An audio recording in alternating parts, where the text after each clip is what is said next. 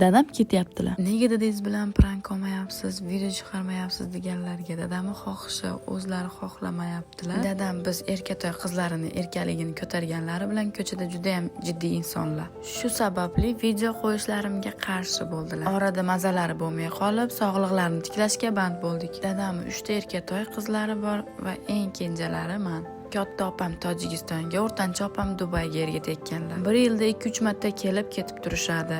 Kelolmagan paytlari dadam ayam o'zlari borishadi. Hozir dadam ayam Dubayga ketyapti. Kimlar dadamga yaxshi telefon olib berishdi. Sizga akkaunt ochib beraman.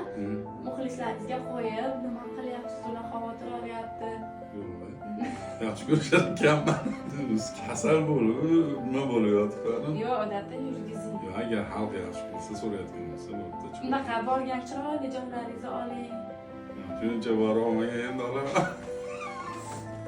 Telefonda qanday videoga olishni dadamga tushuntirib o'tdim. O'zlariga profil ochib berdim.